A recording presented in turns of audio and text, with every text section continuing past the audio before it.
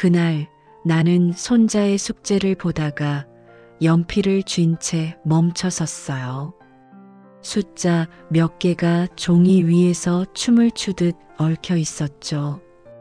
단순한 곱셈 문제였는데 머리가 하얘졌습니다. 평생 장보는 계산은 척척했는데 그날은 아니었어요. 거실 창문으로 오후 햇살이 기울어 들어오고 있었어요. 식탁 위엔 손자가 흘리고 간 지우개 가루, 반쯤 마른 색연필이 굴러다녔죠. 나는 안경을 고쳤으며 종이를 한참 들여다봤어요. 12.8? 숫자들이 눈앞에서 흐려졌어요. 뭔가 이상했죠. 내가 언제부터 이런 걸 헷갈리기 시작했을까? 저녁 준비를 하며 냄비에 된장을 풀었어요. 보글보글 끓는 소리와 함께 구수한 냄새가 퍼졌지만 마음이 좀처럼 가라앉지 않았습니다. 국을 한 숟가락 떠 맛봤지만 간이 맞지 않았어요. 소금이 조금 더 필요했지만 다시 손이 가지 않았어요. 숫자 몇 개가 머릿속을 맴돌며 나를 괴롭혔습니다. 이게 왜 이렇게 되는 거지? 식탁 위에 수저를 내려놓는 소리가 유난히 크게 들렸어요. 남편은 TV 앞에서 리모컨을 손에 쥐고 뉴스 소리를 높였죠. 정치인 얼굴과 시끄러운 말들이 오갔지만 하나도 귀에 들어오지 않았습니다.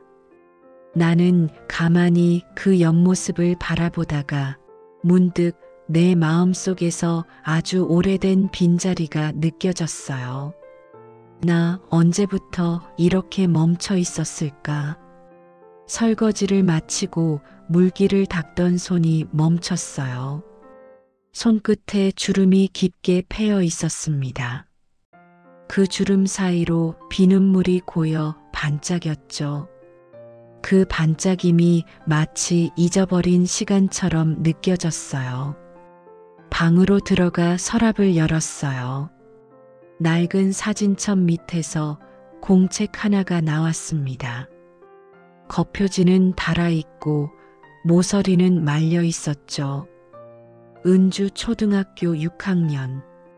딸이 쓰던 노트였습니다. 첫 장을 펼치자 삐뚤빼뚤한 글씨가 눈에 들어왔어요. 엄마, 수고 많아요. 글씨가 어찌나 투박하면서도 따뜻한지 그 문장 하나가 가슴을 쿵 치고 들어왔어요. 그 한 줄 때문에 그동안 잊고 있던 나의 얼굴이 떠올랐습니다. 밥 짓고 빨래하고 남편의 옷깃을 다려주던 사람 말고 배우고 싶어 하던 어린 나의 얼굴이었어요. 밤이 되어 남편이 물었어요. 뭘 그렇게 뒤적거려? 그냥 옛날 공책 좀 봤어요. 그게 뭐 볼 게 있다고 그래. 버리지 그래. 나는 대답하지 않았어요. 손에 쥔 연필만 바라봤습니다. 그 연필 끝이 반쯤 닳아 있었죠. 어디서 본 건지 기억도 나지 않는 오래된 연필이었어요. 그걸 천천히 식탁 위에 올려놓았습니다. 거실의 불빛 아래 연필 하나가 길게 그림자를 만들었어요. 그 그림자가 내 삶 같았어요. 길지만 아무 글씨도 남기지 못한 그림자. 그날 밤 국이 식고 TV가 꺼진 뒤에도 그 연필만은 그대로 그 자리에 놓여 있었어요. 나는 이따금 그걸 힐끗 보며 스스로에게 물었어요. 나 정말 이대로 괜찮은 걸까? 아침이 되자 평소와 다름없이 일어났지만 뭔가 달라져 있었어요. 주전자 끓는 소리, 남편의 기침, 신문 넘기는 소리. 모든 게 어제와 같은데도 마음만은 다르게 울렸어요. 식탁 위에 여전히 연필이 있었거든요. 그 작고 단단한 연필 하나가 나를 바라보고 있는 것 같았어요. 공책 위에 연필 하나. 그것이 내 하루의 균열이었어요. 그리고 아주 조용히 내 안에서 무언가가 깨어나고 있었습니다. 그날 아침은 유난히 조용했어요. 라디오에서 흘러나오는 옛 노래가 식탁을 채우고 있었죠. 나는 국을 데우며 남편의 커피잔을 정리하고 계란을 부쳤어요. 후라이팬에서 들려오는 치익하는 소리에 마음이 잠시 덮였지만 속은 자꾸만 어제의 연필을 떠올리고 있었어요. 식탁 한가운데에 남편의 신문이 펼쳐져 있었어요. 글자들이 잔잔한 물결처럼 보였죠. 나는 조심스럽게 말을 꺼냈어요. 여보, 나 공부 좀 해볼까 해요. 신문 뒤에서 그의 목소리가 들렸습니다. 공부? 무슨 공부를? 이제 와서? 수학이요. 계산이 자꾸 헷갈려서. 그는 신문을 내리고 내 얼굴을 바라봤어요. 잠시 정적이 흘렀죠. 그러다 한쪽 입꼬리가 비틀렸습니다. 그게 뭐 대단한 일이라고. 그냥 쉬어요. 나이 들면 다 그래. 그 말 한마디가 얼마나 묵직했는지 그때 나는 젓가락을 꽉 쥐고 있었어요. 손끝이 하얗게 질리도록. 대꾸하고 싶었지만 말이 목구멍에 걸렸습니다. 쉬라는 말이 그렇게 서운하게 들릴 줄은 몰랐어요. 그날 오후 딸 은주에게서 전화가 왔어요. 엄마, 무슨 일 있어요? 목소리가 좀 그래요. 아니야, 그냥 피곤해서. 요즘 아빠 때문에 또 속상하죠? 나는 잠시 숨을 고르고 대답했어요. 그냥 사는 게 다 그렇지 뭐. 전화기 너머로 손주의 웃음소리가 들렸어요. 그 밝은 웃음이 나를 잠시 데워줬지만 곧 그 온기마저 사라졌어요. 전화가 끊기고 나니 집안은 이상할 만큼 고요했어요. 냉장고 돌아가는 소리, 시계 초침 소리, 그 모든 게 나를 향한 대답처럼 들렸어요. 거울 앞에 서서 내 얼굴을 봤어요. 눈가엔 잔주름이 깊게 패여 있었고 입술은 마치 오래 묵은 편지처럼 마르고 닫혀 있었어요. 언제부터 나는 이렇게 아무 말도 하지 못하게 된 걸까? 그런 생각이 들었어요. 저녁 무렵 평생학습관 홈페이지를 다시 열었어요. 손끝이 떨렸어요. 기초 수학반 60세 이상 우대. 그 문장이 어쩐지 나를 부르는 것 같았어요. 한참을 망설이다가 등록 버튼을 눌렀다가 지웠어요. 다시 눌렀다가 또 지웠어요.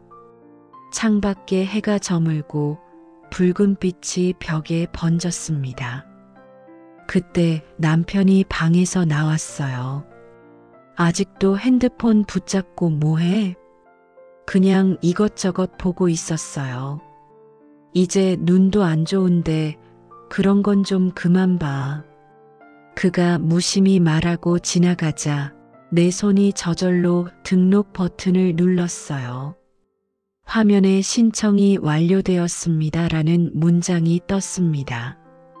그 순간 심장이 빠르게 뛰기 시작했어요.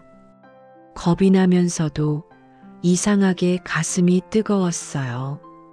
누군가 몰래 내 안의 불씨를 건드린 것 같았어요. 밤이 되어 불을 끄기 전 식탁 위의 연필을 바라봤어요. 아직 그대로 그 자리에 있었죠. 나는 조용히 혼잣말을 했어요. 그래, 아무한테도 말하지 말자. 그냥 나 혼자 해보자.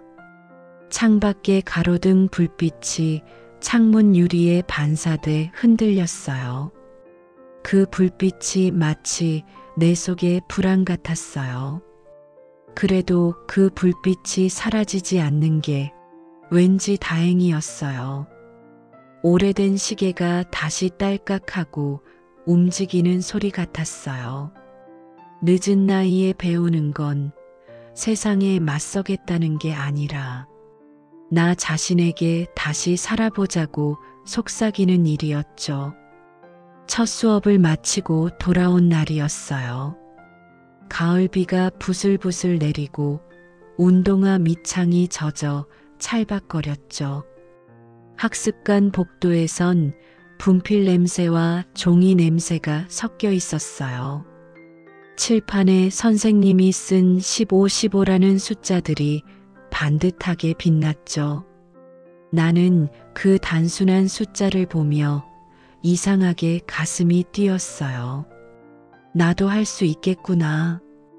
그 한 생각이 그날 하루 종일 머릿속을 채웠어요. 하지만 집에 도착하자 그 감정은 금세 꺼졌습니다. 현관문을 열기도 전에 남편의 목소리가 들렸어요. 거기까지 갔다 왔다고? 세상에, 그걸 뭐하러? 힘들게 왜 그래? 그 나이에 뭘 배우겠다고? 그는 신문을 접으며 고개를 저었어요. 나는 젖은 신발을 벗지도 못한 채 가만히 섰어요. 신발 바닥에서 떨어지는 물방울이 현관 바닥에 둥글게 번졌죠. 나 그냥 배우고 싶어서요. 배우긴 뭘 배워. 이제는 좀 쉬어. 평생 고생했으면 됐지. 그 말이 이상하게 칭찬 같지 않았어요. 그의 쉬라는 말이 내 인생의 문을 닫는 소리처럼 들렸어요. 저녁 무렵 딸 은주가 들렀어요. 손에는 반찬통이 들려 있었고 비에 젖은 머리칼에서 물방울이 또르르 떨어졌죠. 엄마 공부하신다면서요? 아빠가 걱정하던데. 응, 그냥 숫자 좀 배우려고. 근데 엄마 쉬는 것도 용기예요. 너무 무리하지 마요. 그녀의 말은 분명 다정했지만 내 귓가에선 쉬라는 말만 크게 울렸어요. 나는 미소를 지었지만 속으론 이렇게 중얼거렸어요. 나는 아직 쉬고 싶지 않아. 이제야 나를 위해 해보려는데. 은주가 돌아간 뒤 싱크대에 쌓인 그릇을 씻으며 나는 멍하니 물줄기를 바라봤어요. 따뜻한 물이 손등을 타고 흘러내렸지만 마음은 차가웠어요. 물속에 비친 내 손이 낯설게 보였죠. 이 손이 언제부턴가 나 자신을 위해선 아무 일도 안 하고 있었구나. 밤이 되어 모두 잠든 후 나는 식탁 위에 노트를 꺼냈어요. 연필을 쥐자 손끝이 굳었어요. 오랜만에 느껴보는 긴장감이었죠. 페이지 맨 위에 오늘의 공부라고 적으려다가 손이 멈췄어요. 그 대신 숫자를 하나 적었죠. 1, 2, 3. 그 단순한 식이 그렇게 뿌듯할 줄 몰랐어요. 종이에 닿은 연필심이 사각 소리를 냈어요. 그 소리가 너무 살아있었어요. 하지만 문득 창밖에서 고양이 울음소리가 들렸어요. 길고 쓸쓸하고 어쩐지 내 속 같았죠. 집안에는 사람의 숨소리가 가득한데 정작 내 마음을 들어주는 사람은 아무도 없었어요. 나는 연필을 세게 눌러 적었어요. 정혜 아직 늦지 않다. 글씨가 조금 흔들렸지만 그것만은 또렷했어요. 다음 날 아침 학습관에 전화를 걸었어요. 네, 어르신. 등록 확인됐습니다. 전화기 너머의 젊은 목소리가 밝게 들렸어요. 이름 옆에 별표까지 그려주셨네요. 네. 이번엔 꼭 끝까지 해보려고요. 전화를 끊은 뒤 나는 공책에 별 하나를 그렸어요.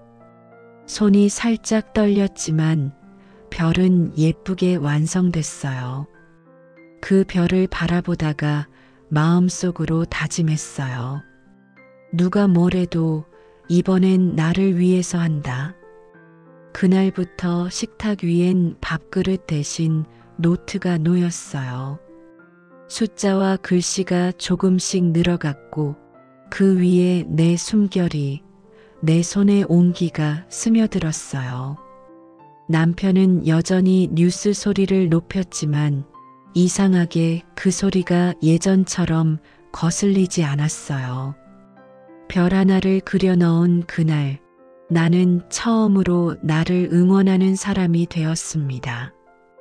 학습관 2층 복도에는 분필 냄새가 은근히 배어 있었습니다. 창문 틈으로 들어오는 바람엔 낙엽 냄새가 섞여 있었죠. 교실 문 앞에 들어서니 모두 내 또래쯤 되어 보이는 사람들로 가득했어요. 누군가는 손자 이야기를, 누군가는 관절 약 얘기를 나누고 있었어요. 나는 빈자리를 찾다가 교실 맨 끝 창가 옆에 조용히 앉았습니다. 햇살이 내 노트 위에 내려앉아 종이 결이 부드럽게 빛났어요. 그때 옆자리 여인이 내 쪽으로 몸을 기울이며 말했다. 처음 오셨어요? 네, 어제 등록했어요. 전 은숙이에요. 여기 나온 지 3달 됐어요. 그녀의 말투엔 묘한 따뜻함이 있었어요. 마치 오래전 친구가 오랜만에 찾아온 사람처럼 낯설지 않은 온기가 느껴졌습니다. 수업이 시작되자 선생님이 분필을 쥐고 칠판에 적었어요. 25, 17? 하얀 분필가루가 공기 중에 흩날렸어요. 내 손은 연필을 쥐었지만 종이 위로 쉽게 내려가지 않았어요. 머릿속에서 숫자들이 섞이고 엉켰죠. 그때 옆자리에 은숙 씨가 조용히 속삭였어요.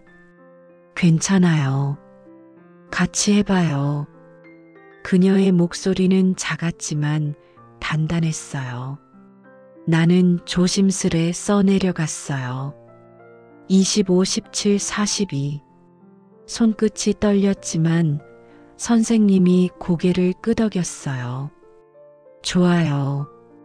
정확해요.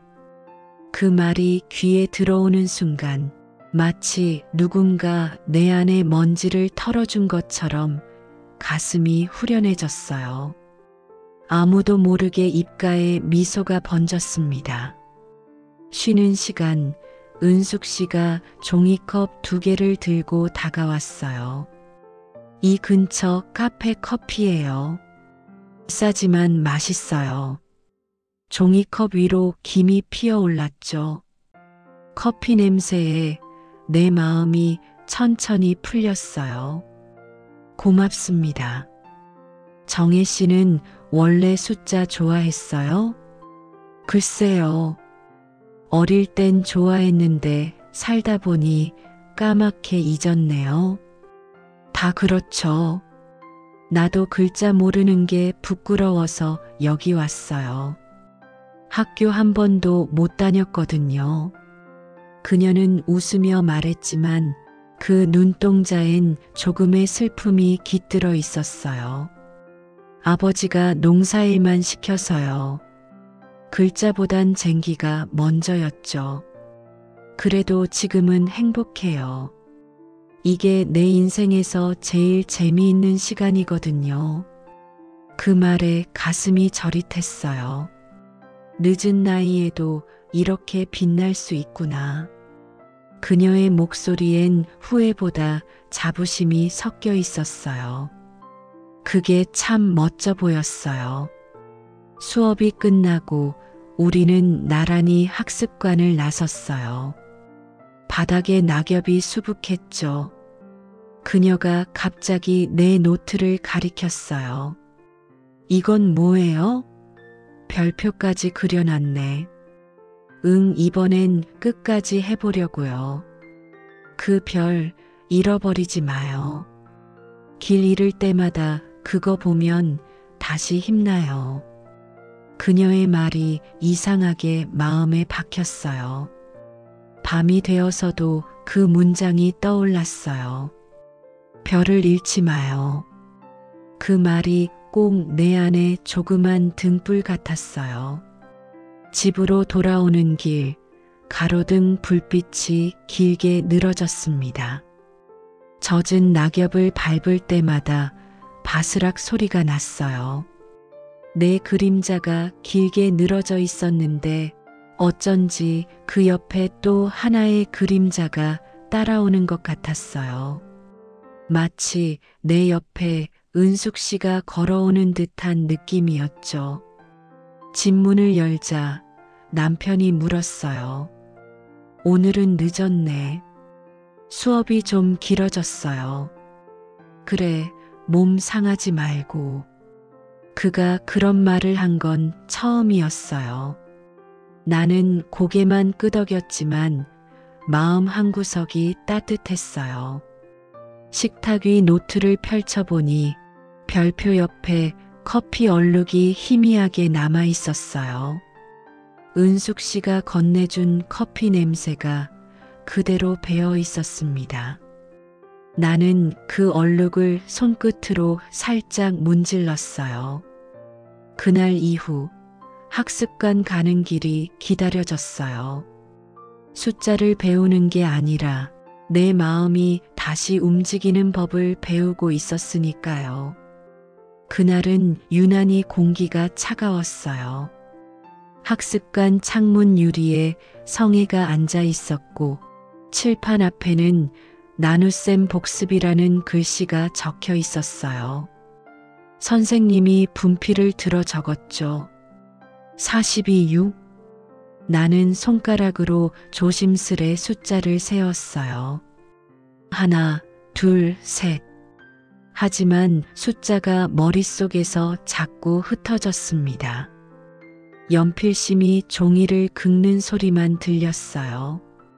7이라고 쓰려다가 갑자기 손끝이 굳었어요. 심장이 두근거렸죠. 혹시 또 틀릴까봐 겁이 났어요.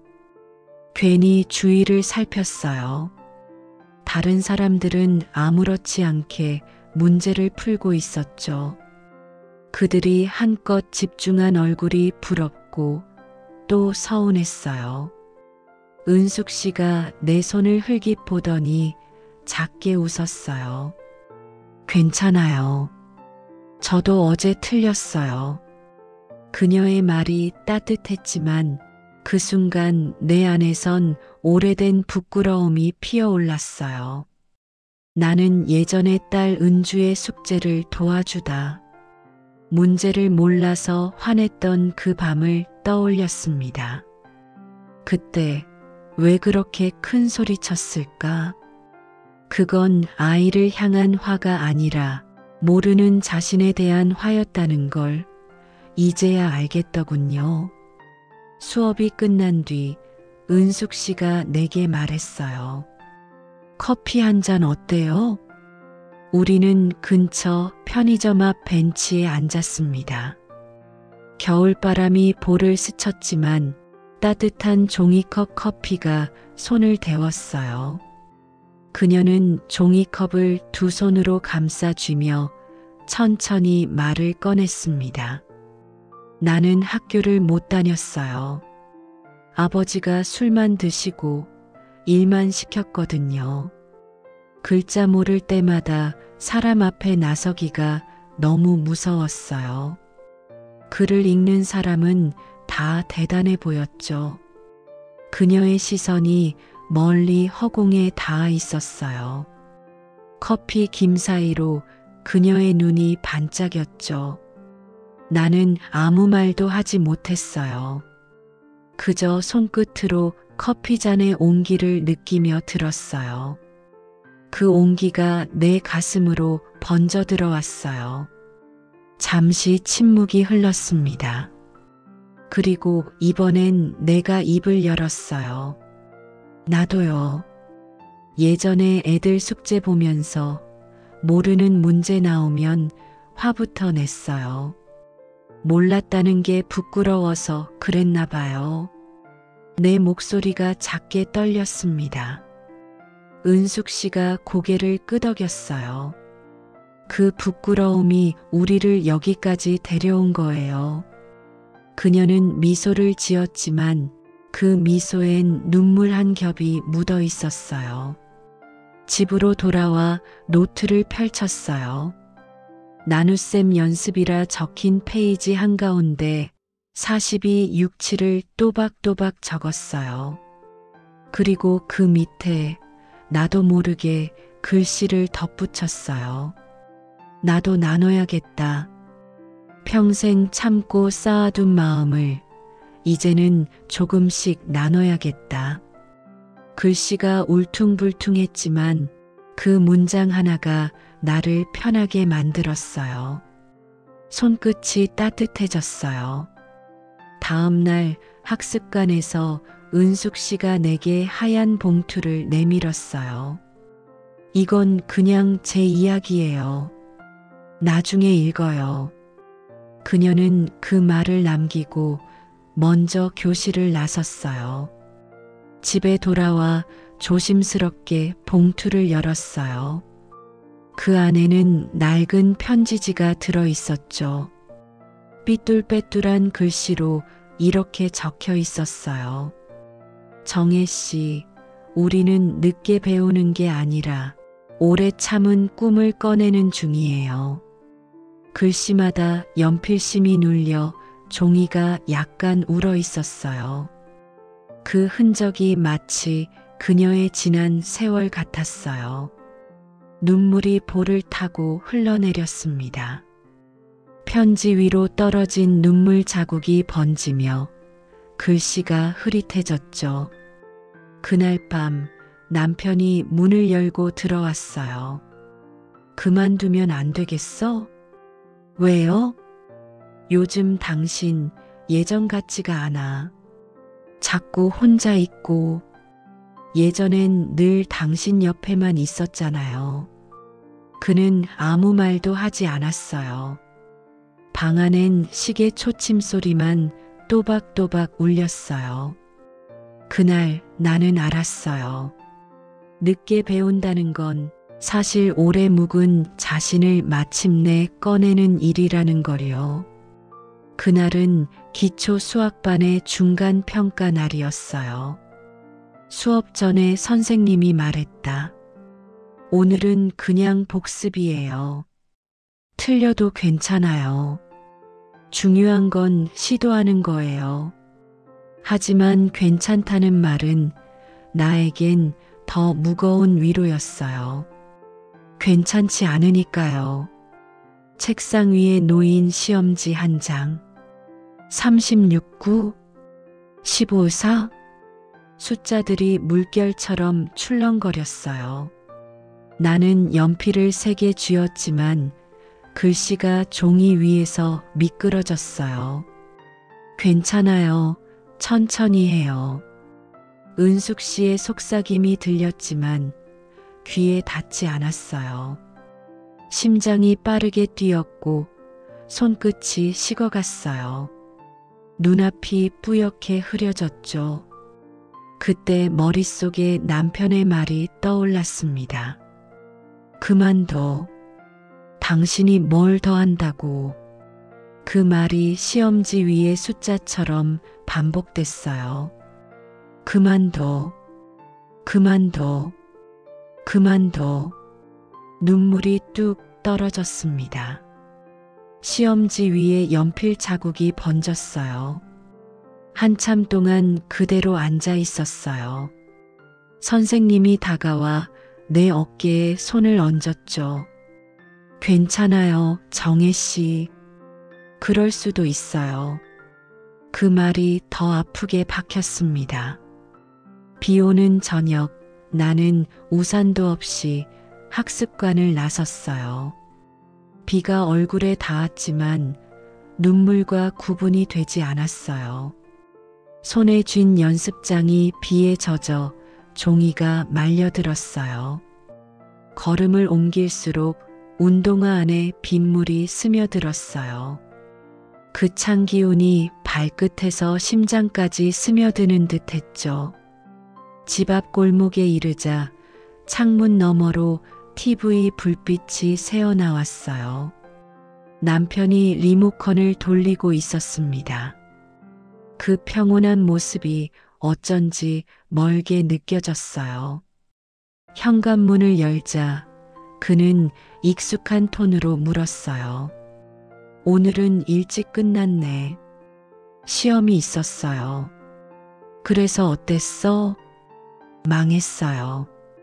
그는 한숨을 쉬며 말했다. 봐라, 그럴 줄 알았다. 괜히 기운만 빠지지. 그 말에 나는 고개를 숙였어요. 손에서 물기가 떨어져 식탁 위에 번졌습니다. 가방에서 노트를 꺼내려다 말았어요. 손끝이 떨렸거든요. 그 대신 식탁 위에 노트를 내려놓았어요. 페이지마다 비에 젖은 자국이 번져 있었어요. 그게 마치 내 마음의 얼룩 같았어요. 밤이 깊었습니다.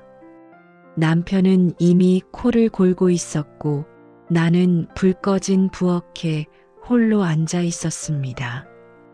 시계 초침 소리가 유난히 크게 들렸어요. 주전자 안에서 물이 끓는 소리와 함께 내 속에서도 무언가 끓어오르는 소리가 들렸어요. 왜 이렇게 바보 같을까? 왜 지금 와서 이러는 걸까? 그 생각이 목을 막았어요. 연필을 잡았지만 손끝에 힘이 없었어요. 그래서 연필을 천천히 탁자 위에 내려놓았어요. 그 소리가 유난히 크게 들렸어요. 그게 마치 내 항복의 신호 같았어요. 그때 휴대폰이 진동했어요. 은숙 씨였다. 정혜 씨, 오늘 왜 그냥 갔어요? 괜찮아요? 그 목소리가 스피커 너머로 떨렸어요. 나는 한참을 아무 말도 못했어요. 결국 짧게 대답했어요. 미안해요. 나 그냥 조금 쉬고 싶어요. 그녀가 무슨 말을 더 하려 했지만 나는 통화를 끊었어요. 휴대폰 불빛이 꺼지자 방 안이 완전히 어두워졌어요. 창밖에 바람이 불었고 문틈으로 찬 공기가 스며들었어요. 손끝이 시려웠어요. 그날 이후 나는 학습관에 가지 않았습니다. 식탁 위의 노트는 그대로 굳어갔어요. 별표 하나, 그 옆에 커피 얼룩 하나, 그 모든 게 내 마음의 잔해처럼 남아 있었습니다. 학습관을 그만둔 지 보름쯤 된 오후였어요. 집안은 조용했고 TV에서는 홈쇼핑이 흘러나오고 있었어요. 남편은 소파에 기대어 리모컨을 돌리며 투덜댔죠. 맨날 거기 다니더니 조용하더라. 이젠 안 가나 보네. 응, 그냥 귀찮아서. 그럴 줄 알았지. 나이 들어 뭐 한다고. 그의 말은 별다른 감정도 없이 던져졌지만 그게 내 마음에 닿는 순간엔 무겁게 가라앉았어요. 식탁 위엔 며칠째 덮은 채 놓여있는 노트가 있었죠. 먼지가 얇게 쌓여 있었어요. 그 위로 오후 햇살이 기울며 가루처럼 빛났어요. 그때 초인종이 울렸습니다. 문을 열자 딸 은주와 손자 지우가 웃으며 서 있었어요. 지우는 손에 초콜릿 과자 상자를 들고 있었어요. 할머니, 이거 봐요. 나 수학 100점 맞았어요. 그래. 아이고, 대단하네. 나는 억지로 웃으며 머리를 쓰다듬었어요. 그때 지우가 고개를 갸웃했죠. 할머니는 공부 안 해요? 전에 숫자 배운다 했잖아요. 나는 잠시 머뭇거리다 말했어요. 이젠 그만했어. 머리도 안 따라주고. 왜요? 나도 가끔 틀려요. 근데 다시 하면 되잖아요.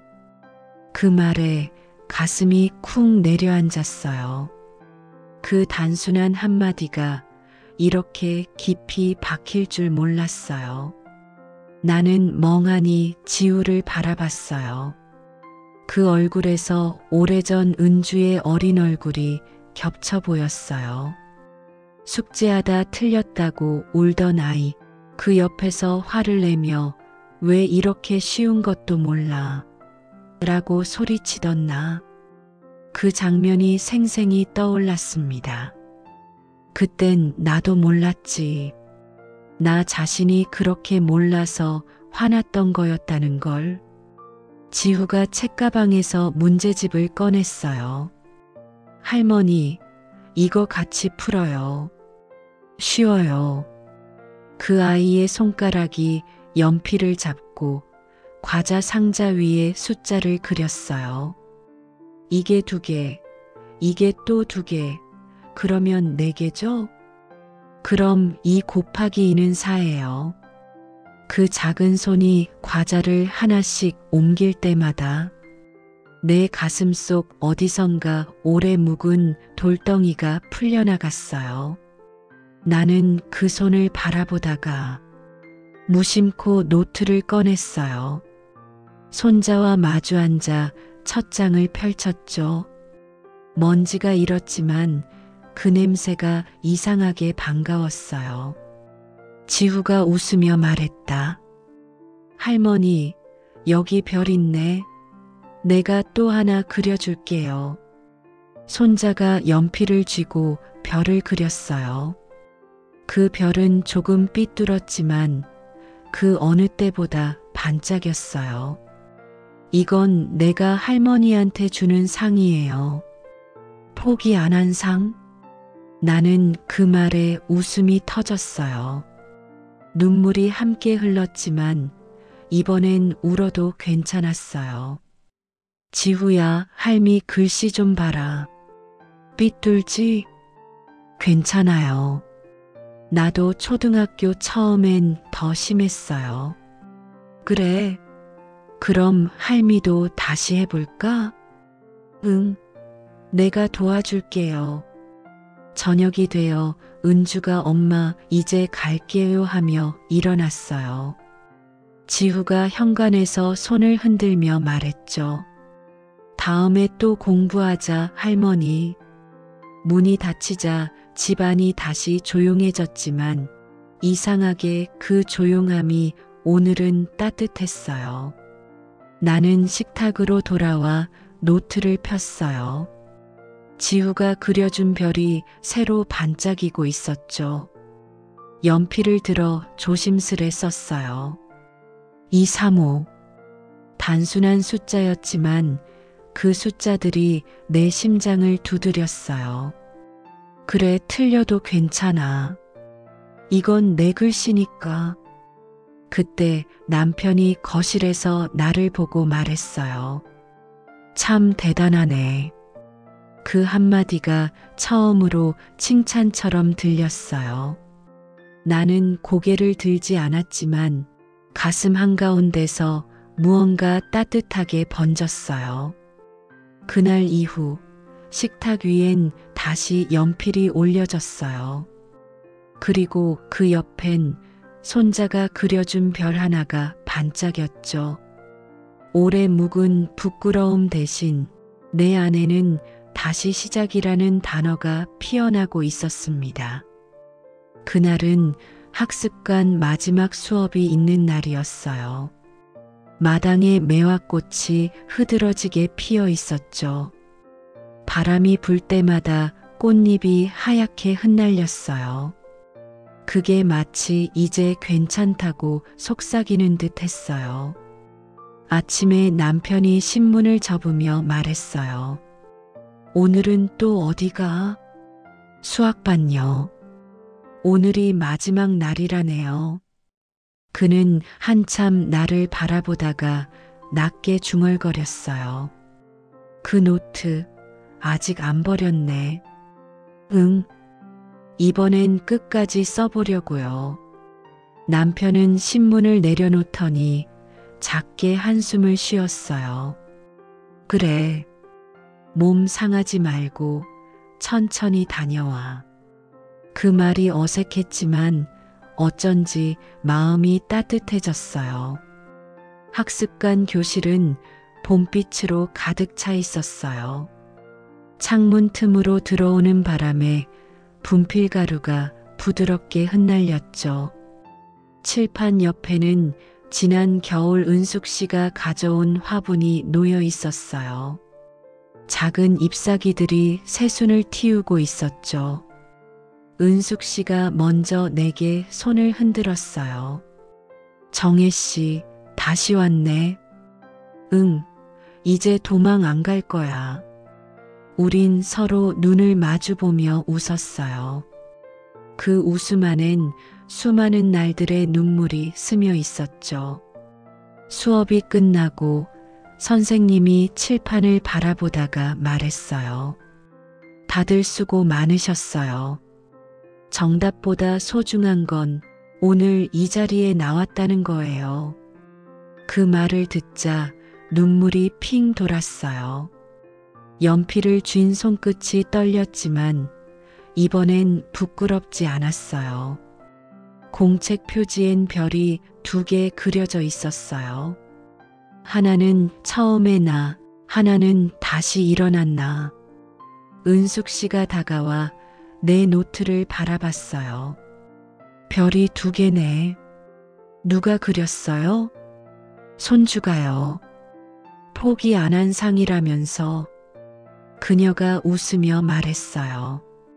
그 별 정혜 씨 인생에서 제일 예쁜 상이에요.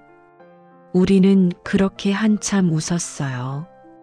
그 웃음이 교실 창가를 가득 메웠죠. 한동안 잊고 살았던 나의 소리가 그 안에 섞여 있었어요. 집에 돌아오자 남편이 베란다에 앉아 커피를 마시고 있었어요. 햇살이 그의 어깨 위에 내려앉아 있었죠. 내가 다가가자 그는 말없이 커피잔을 내밀었어요. 한 모금 할래? 조금 식은 커피였지만 그 향이 참 오랫동안 남았어요. 커피잔 가장자리에서 묘하게 은숙 씨의 종이컵 커피 냄새가 겹쳤어요. 오늘 잘했어? 응. 완전히 틀렸지만 재미있었어요. 남편이 고개를 끄덕이며 말했어요. 그게 제일 좋은 거야. 그의 말에 나는 미소를 지었어요. 한때 내 길을 막았던 그 사람의 목소리에서 처음으로 인정의 온도를 느꼈어요. 밤이 되자 나는 식탁 위에 노트를 올려놓았어요. 창문 밖으로 봄바람이 들어와 커튼을 밀었어요. 연필 냄새와 흙 냄새가 섞여 이상하게 마음이 포근했어요. 노트 첫 장에는 여전히 삐뚤빼뚤한 글씨로 이렇게 쓰여 있었어요. 정혜 아직 늦지 않다. 그 아래 새로 적었어요. 정답은 몰라도 괜찮아요. 다시 시작한 용기면 충분하니까요. 손끝으로 별 2개를 천천히 문질렀어요. 연필가루가 살짝 묻었지만 지우고 싶지 않았어요. 그건 내 인생이 남긴 흔적이었으니까요. 봄밤의 공기는 부드러웠어요. 창문 밖 매화 향기가 스며들었죠. 나는 천천히 노트를 덮으며 속삭였어요. 고맙다 나. 늦었지만 이제야 내 안에 봄이 찾아왔어요. 그 노트는 더 이상 단순한 공부장이 아니었어요. 평생 가족을 위해 살며 잊어버린 정혜라는 이름의 온기를 되찾은 증표였죠. 구독, 좋아요, 알림 설정은 영상을 제작하는데 큰 힘이 됩니다.